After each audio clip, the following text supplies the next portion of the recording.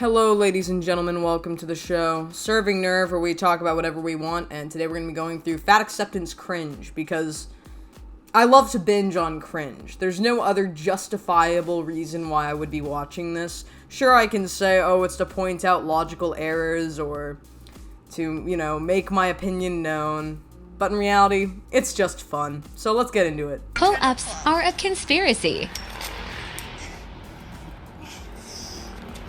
Oh shit, they're really sweaty. Right, maybe that's... I used to do a lot of pull-ups. In my day. So I have a background where I used to do a ton of pull-ups, honestly, but these days I'm really not, I'm not in shape for it. I definitely want to get back to that, but I used to do a ton of pull-ups. My roommate has a pull-up bar, so I should jack it from him. I think I can do, one, but that's not really that impressive. Gotta get back to getting swole.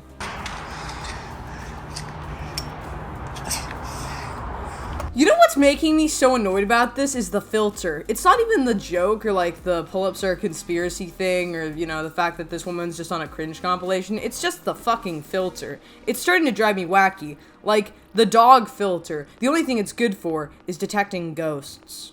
Oh, fuck, how do people do that? Okay, let's cut it. I mean, to be fair, if you haven't trained pull-ups before, they are very difficult to do. They're one of the most difficult exercises in my personal opinion because they rely entirely on your arms, chest, and back pulling up your entire body weight, And it's mostly arm, depending on which pull-up you do, or if you're doing, chin-ups or something. So I wouldn't feel very bad if you can't do it, but you should definitely train at it. It helps you kind of, build up some competence in the gym.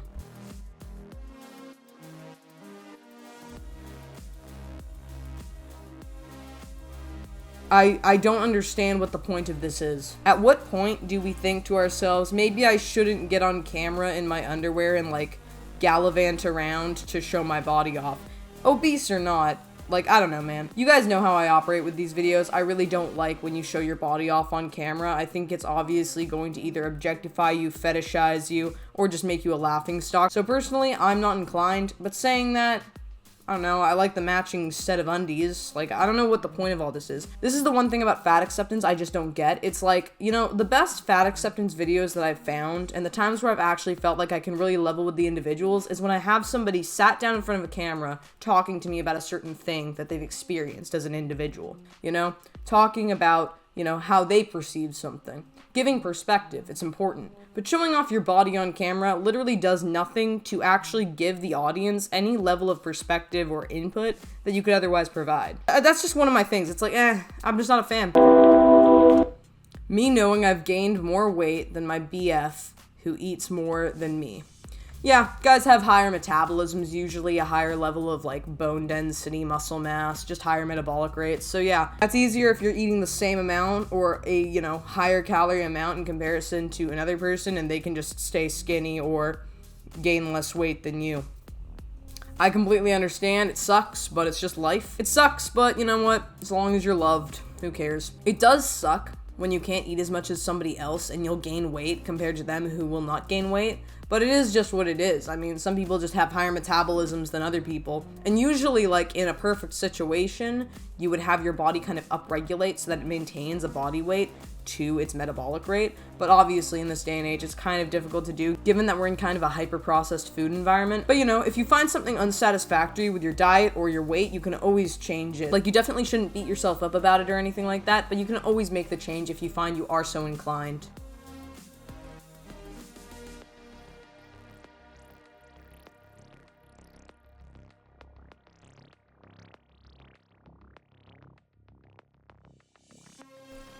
Hey man, as long as the two of you are happy, that's all that matters, I don't know, maybe I'm missing something important here, but it's as long as you two are happy, who gives a shit? The woman was too stunned to speak. Basically, if you can't read the text, it says, "Mommy, why is her butt in the front?" And that's just sad, honestly. When a kid points something out that's absolutely brutal, and it's a massive descriptor of an insecurity you might have, or something that you have physically, kids are brutally honest in that regard. So it's just so damning if a kid points something out about you and you're ugh, but it is what it is, it's a kid, so whatever. What a beautiful day. A beautiful day to remember that diet culture and the thin ideal are rooted in racism. and patriarchy. Good to know. Good to know. So I'm sorry it's so, like, laughable, but I just don't understand the descriptor here. Like, what's the rooting of racism? Is it because it's also considered discrimination? Like, what are the variables here?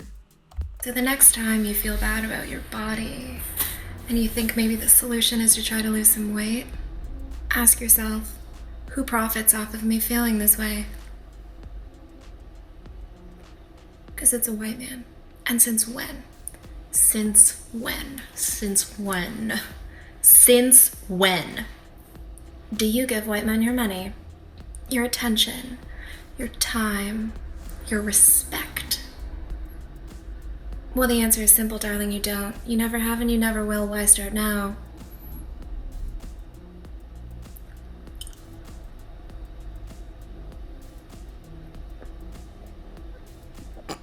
I'm sorry. What was the point of the extensive staring? And honestly, dude, I have to compliment this person on one thing, and that's their fucking eyebrows. Their eyebrows are dummy thick, and I love them. But I have to point this out. Skipping the racism thing and all that, and patriarchy and all that shit, I really have to ask, does every diet book, does every single diet that you see online, is it all constructed by, like, some white guy? What if it's just, like, one government entity? Just one government entity making all of the diet culture shit just to take over your mind and brainwash us? Oh god, we're in the endless weight loss and weight gain loop of damnation. Oh, it's how the government profits off of us. Honestly, man, do your thing. Think what you think, but just be healthy and, like, try and live your life. I mean, like, I'm really trying to understand exactly where some of these people come from, but when I hear somebody throw something, like, out there, like, it's all racism, and it's all patriarchy, and it's all white men, it comes off as so inconsistent, not well explained at all, and a little bit ignorant, which is ironic because it's to point out somebody else being in a state of ignorance when it comes to the conceptualization of diet culture. So, it's just so ironic. It's so ironic. And I'm sorry, I'm not trying to be an advocate for any forms of discrimination if that's what I come off as, but I'm just pointing out, this doesn't make any sense. And I just wish that somebody would explain this a little bit more, give a little bit more of an in-depth kind of perception and a breakdown and understanding of the information so I can actually understand instead of just scoff. Me being sad about how much weight I've gained. Ordering McDonald's to make me feel better. Yeah, that's really unfortunate. You know, emotional eating is really a thing.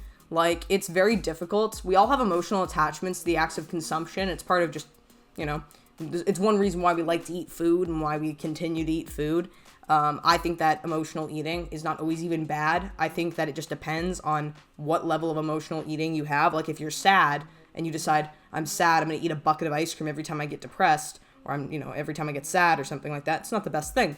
But, having a, like, formal experience with somebody and enjoying a dinner out and having that camaraderie, that could be considered emotional eating too. So it just depends on exactly where you are on the scale of emotional eating. And some of it's just normal human interaction and normal human experience. But when you're sad, you're upset about your weight, and then you go to eating McDonald's or something, that's a really difficult, vicious cycle to break. So I do have my sympathies for this individual.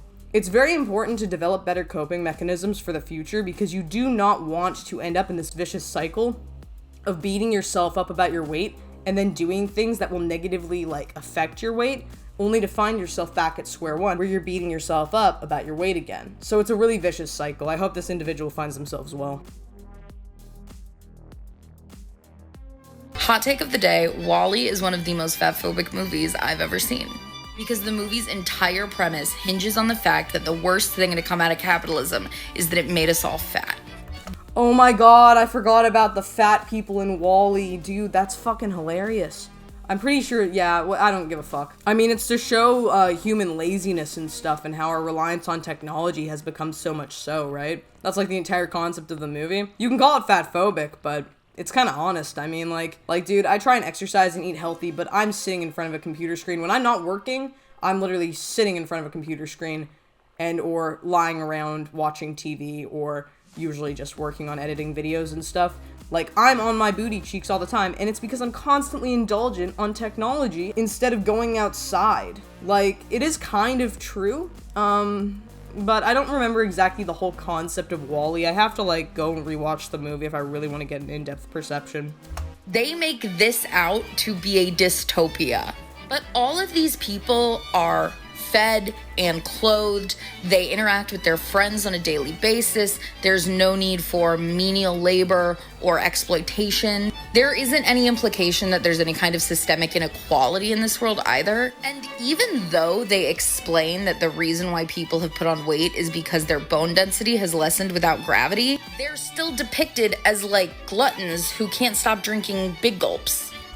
I think this person's also missing out the entire point of the movie where the technology is, like, taking over and they're all controlled by, like, a massive supercomputer or something. Like, wasn't the entire, like, antagonist of WALL-E, in part, like, technology and, like, how man had developed this, like, entire, like, basically, like, AI? Like, is that not the entire point of the movie? The movie literally is, like, touch grass, dude. Like, to get one plant, to indulge oneself in interacting with one form of nature. Like, it's the entire concept. So, I don't know, man. I mean, I can't remember exactly everything about that movie, but when I watched it, I was like, technology bad. Plant life good. Environmentalism is key. You want to make an environmentalist out of a 4-year-old? Just get them to watch WALL-E. Only other reason the movie condemns capitalism is because it destroyed Earth. And frankly, I think that's enough. I think saying, Mega Walmart over here destroyed the planet and humans deserve a planet to call home is enough without adding on this, like, we better save the planet so that we don't get fat bullshit. At the end of the day, I think this movie just relies on stereotypes about fatness as a metaphor for, like, human greed as a whole. And in addition to being fatphobic, I find it very lazy. It's kind of an interesting idea, but it's also on the basis of, like, the associations with gluttony and stuff. It's just to kind of make a point about laziness and all that. If you say it's a stereotype, then, yeah, sure, whatever. It's kind of the point, though. It is kind of, like, to make a point in the movie, so I can see why they made it. And also, this movie was made, like, what? Like, 15 years ago or something? Like, are we really that butthurt about it? Also, I have to mention, I love capitalism so fucking much. It's the only thing that's gotten me out of being poor. Like, capitalism is the way, my people. And I know that we don't like to hear it, but capitalistic societies are the only ones that you can oftentimes build up in. I'm not gonna lie, I'm particularly not against capitalism. I think it's a system that, you know, has its flaws, its pros, its cons, you know? And personally, like, I've thrived in a capitalistic society much more than a socialist society, like, from Canada, you know, socialist, free market. It's kind of capitalistic, but it doesn't give you all the benefits of capitalism, whereas in the United States, you do get a lot more benefits of capitalism, so I can't really be against it. I actually am quite inclined. Definitely, like, shoot in the comments below what you think about capitalism. I adore the perspective of such. Human greed as a whole. And in addition to being fatphobic, I find it very lazy. Go ahead and step on the scale. Sure, I'm just gonna step on it backwards, and please don't tell me the number. I have an eating disorder, and that's what my therapist recommends. Sure, no problem. That's not unreasonable at all. When you're in an eating disorder clinic and you're involved with any eating disorder recovery plans, the number one thing you don't want to know is like your weight and stuff. So, completely understandable. I'll just leave this here for the doctor. Great. Thanks. Kind of defeated the purpose of weighing backwards. I mean, you kind of have to just look away then. Like, if you're actually trying to really work on your recovery and stuff like that, you aren't supposed to be associating with it. They shouldn't give you that opportunity, but doctors don't know anything about eating disorder recovery. You just can't look at the sheet. I mean, if it's in front of you, obviously your morbid curiosity is going to get in the way of that, but you're really not supposed to look at it. Good to see you again. Go ahead and step on the scale. Hey, just a reminder, if you could just weigh me backwards and then not write it down on the paper you leave right by me, that would be great. All right, I see the nurse took all your vitals. Oh, yeah, it looks like your weight has changed. Yeah, I weigh backwards. I have an eating disorder and asked her not to write the weight down where I could see. So you don't want to know, even if it's good news? No, I don't want to know. Even if it's good news. Yeah, I have my sympathies. I know that it's like, oh, it's a fat cringe compilation, but this is actually like a really big thing if you have an eating disorder. And also, eating disorders don't have to just entail like anorexia or bulimia or something like that. There is a host of different weights that you can have with an eating disorder, and body weights change a lot when it comes to eating disorders. To associate positive and negative with it can really screw up some people's minds, from binge eating disorder to, more restrictive eating disorders. I do have my sympathies for individuals who have eating disorders and then they go to the doctor and they don't really the doctor doesn't really understand exactly the scope of their issues and doesn't really think about the ramifications or the mental dismay that may come with them knowing the number or knowing the positive or negative change that they associate with their weights. So I can understand, I get what this person's saying, it's rough, but it just is what it is, you gotta thicken that skin. It's really hard, though, if you have, an eating disorder or something, to just have a thick skin. It's not even on the basis of, being, ashamed of your weight or anything like that, or feeling like you've been shamed about your weight. It's, it plays on the entire, mental unwellness of the whole situation. So, again, I have my sympathies.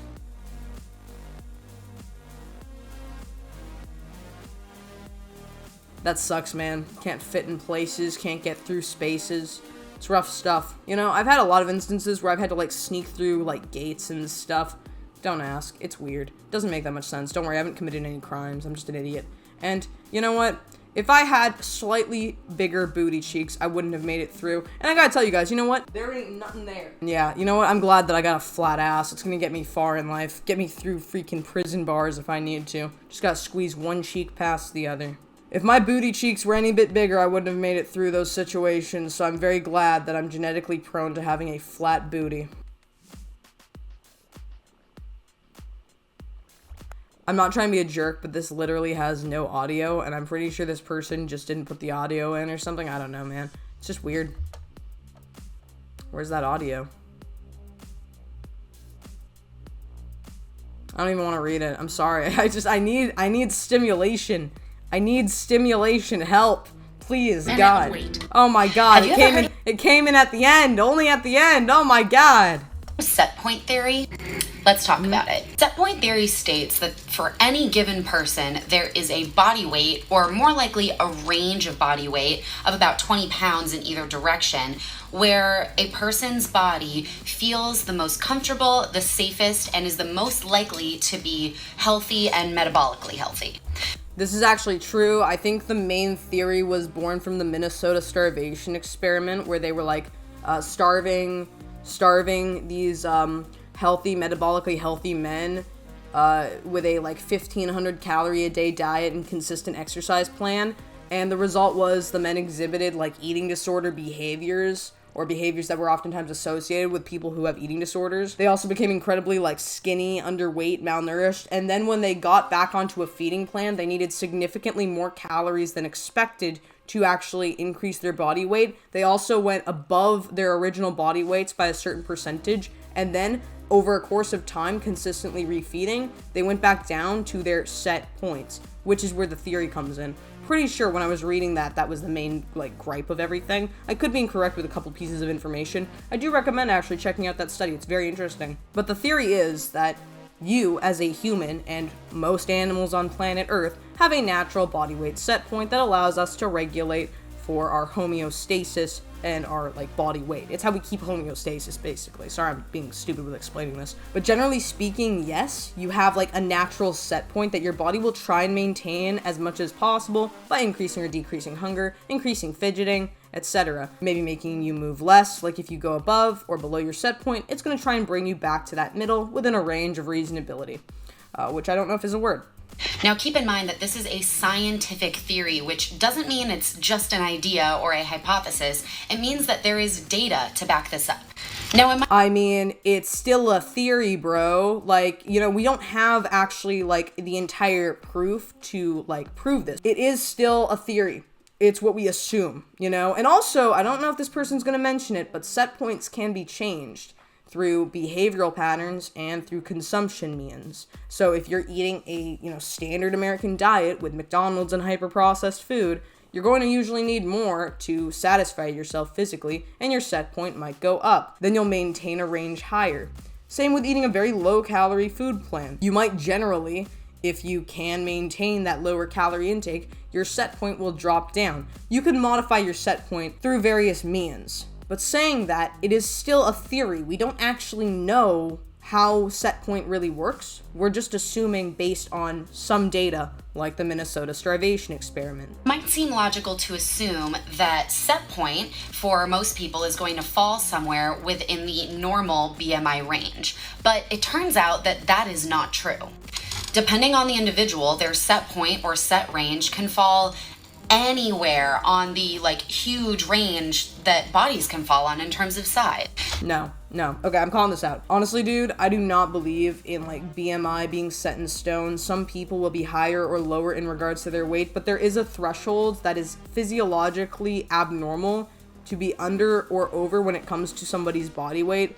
And the idea of it being it can be this giant range, it is still a range. There are ways you can go outside of that range, like being surrounded by hyper-processed food in a sedentary environment, or restricting food and decreasing your caloric intake exponentially whilst also increasing physical activity. There are ways you can fall outside of that range. And whatever a person's set point or set range is, their body is going to work tirelessly to keep them there. That last bit is actually true. Your body and your brain know physiologically, hey, I'm above or I'm below.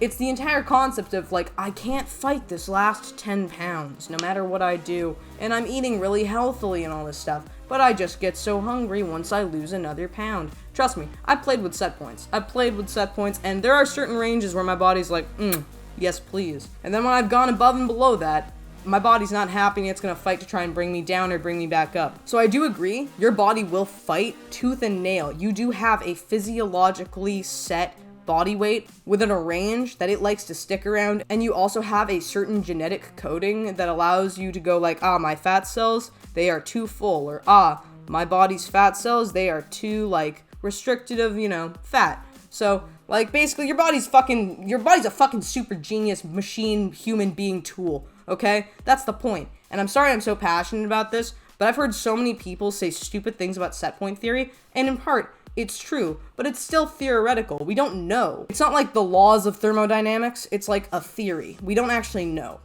It's so difficult to actually gauge that we just do not know. Set ranges, their body is going to work tirelessly to keep them there.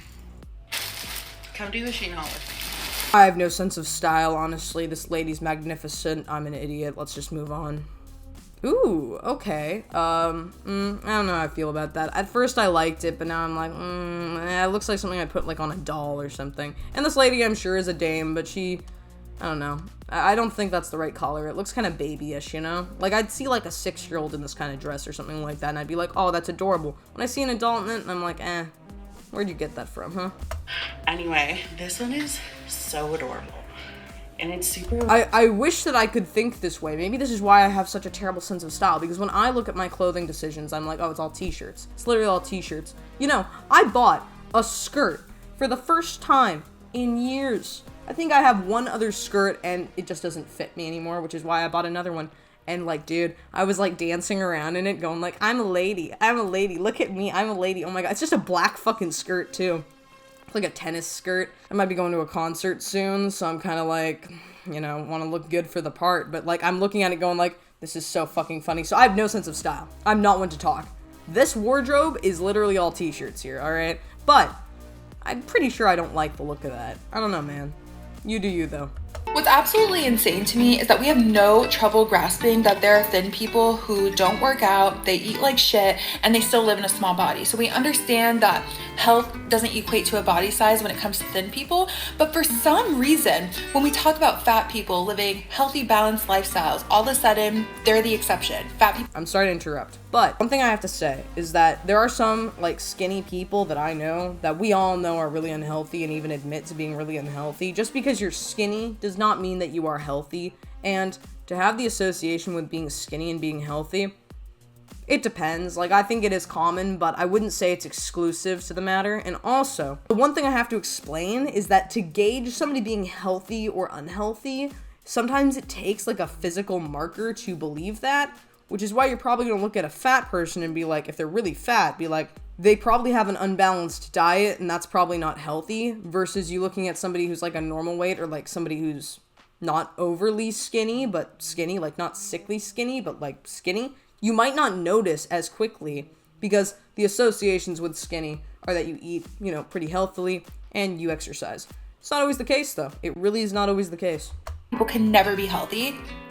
That's a fucking contradiction. I actually do in part agree, but saying that, to be overweight depends on what you're doing physically. Like if you're losing weight and you happen to be overweight, but you're losing weight and stuff, eating healthy, you very well could make an argument if you got blood work done and compared it to somebody who's skinny and treats their body like shit that they're healthier. It just depends. It's completely subjective. Nobody knows. You need to measure it. Like you need two people measure amongst each other. I don't know. It just is what it is, but it takes some like measuring of some kind to actually determine whether somebody is healthy or unhealthy. So I don't know. But you know what? I'm gonna leave it there. That's the video. Tell me what you think in the comments below, my people. Tell me what you think in the comments below. Do you agree? Do you disagree with like everything in the video, or like me, or like what? Like, I don't even know. But anyways, tell me what you think in the comments below, my people. I hope you all enjoyed, and yeah, it has been lovely. Slater.